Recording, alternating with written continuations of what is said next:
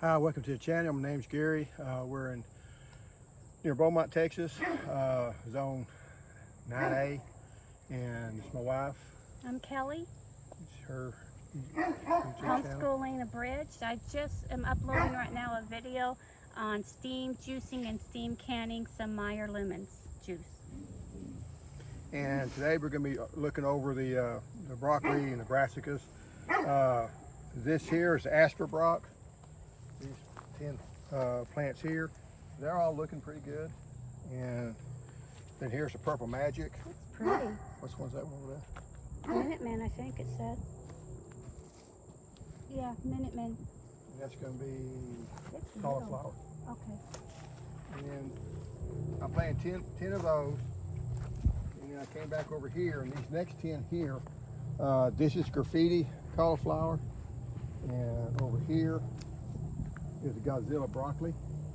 Now, one thing that's interesting to me, these are all from here all the way down to here. It's the same plant or same variety, and you see the different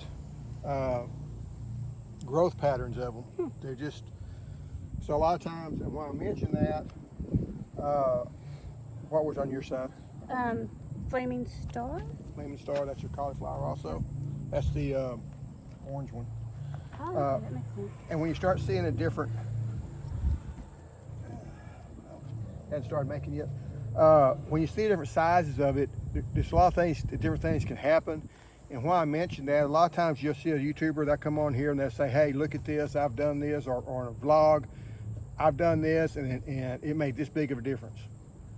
Or I know when the copper deal was coming out, you know, I'll put a copper beside this one, I didn't put beside that one. Look at the difference. There's a lot of variability. I planted all these the same day, or within a day. I think these were all planted the same. Each variety was planted the same day, and they all looked about the same. I mean, you know, they was planted the same day. They was all in the same tray. They were transplanted the same day, and yet you see a lot of variability. Now, a lot of this variability here is just because this is kind of new ground. This is the walkway we had before, so you're gonna get some fertility maybe a little bit different. Worms may be different. When I took them out, I might mess with the roots. Just a lot of things can happen. So you kind of have to make sure you got several control groups to find out if what you're doing is really making that big of a difference. And I see a lot of people that plant two tomato plants, one to have something done to it, the other one won't. I've had 2 different tomato plants planted on opposite ends of rows and be completely different as far as one to make really good and one to struggle. So you don't always know Scientifically that. valid. This here, green magic broccoli, and again you'll see these are kind of smaller, and all of a sudden you got one that's really big. And the only thing that's making me nervous about these, what was yours? That was on this side. The guy one had We two. got a mark at the end. Yeah, but I couldn't quite pronounce the name. Tahina? Okay, that's not it. Okay. That's These what are a it says. variety of different ones. What was this rose one I pointed to? Oh, I'm sorry. Oh, right there it is. Twister. Okay, it's a twister cauliflower, and it'll tend to twist up and cover the head. Oh, that'd be good. You start seeing this one, so the head will stay white. You don't have to tie them up. Now, I don't tie them up anyway because it doesn't really hurt them. But if you have a white variety and the sun hits it, it can kind of turn it yellow. I don't think it has any effect on the flavor that I know of, but it just doesn't, you know, people want that good white color, and you don't get that. And like I say, we got that. Now that row there is just different types, and then the back row I planted later, and it's different varieties also, and I just had extra, so I planted them. Coming up through here, we've got the carrots and the onions, and as my son commented, we seem to be getting fewer carrots as we go. The onions are just, they're still kind of overcoming the shock of being planted, but they are getting bigger, they are growing, and they're doing okay. But like I said, used to, they seem like they're a lot thicker, and carrots are kind of tough sometimes. The reason I left this wire, the string up here, is just so I could see where they were. Because I got to notice, and once I took the string down, you kind of forget, you don't want to step on them. here's what I've got. I did want to mention, I did have some daikon radishes that came back from last year. And if you'll notice, daikon radishes, when they grow, they will grow up out of the ground also. So, you know, this thing started here, started down here, as it's moved up out of the ground, it's also pushing down deep. And That is big. you want to pull one? Sure. Does the horse like them? So see, it grew that deep into the ground. Okay. And these came back from seed from last year. But you know, that's a nice big, I don't know if the horse, he'll probably eat the tops. I know he eat the tops, but I'm not sure if he'll eat the radish. And it's they actually sell these in stores. Yeah, I know. I just Yeah. don't care for them. I know. Kind of a shame. Yeah. But why I mention that is, if you'll notice, I sit right here now. I'm not a radish this fan. grew in the walkway, and I've got some others that grew in the walkway. You can take radish seeds and throw them out in your lawn, you know, in your backyard, because if you're in a restricted area, but you can throw them out there in the lawn, and they'll come up, and they're just like a weed, and then you'll have radishes. So you don't have to really go through a nice, these not been tilled up, nothing's been done. They're just the seeds that, you know, have plants. I did a cover crop last year over here, and those seeds scattered over here. So, you know, made a really good daikon radish and no help whatsoever, other than when I was putting out fertilizer, some of the fertilizer probably jumped over here. But, because I do a little whirly bird thing. Over here, where I had the watermelons, now some of the weeds that I tried to till up, they survived.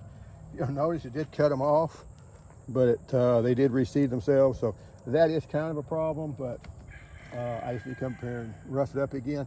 This time of year it's hard to kill weeds because you rough it up, it'll stay kind of wet, then you get a rain a few days later around here. I mean, we've gotten about 4 inches of rain, I guess 3.5 inches of rain last week, 10 days, so. But this year what I'm going to try to do is put this whole area here in tomatoes. Okay. I had tomatoes over there last year. I'm going to double up on it. It's going to be too big of a problem. The tomatoes that I had, I did not cover them because I got tired of I covered them up a few times, and then we're still going to get more cold weather. So it did knock them back. I still got tomatoes on them though. Well, did have them. And they're not far enough along to ripen, I don't think. So, you know, they didn't make it, but the one over here did a little better. Like I said, I took a blanket and threw over the top of it, so it's still got some tomatoes, still got the leaves on it. Okay.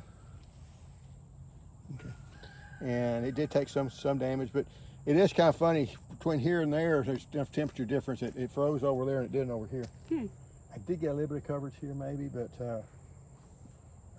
yeah, that's kind of the way things that's go. where they were.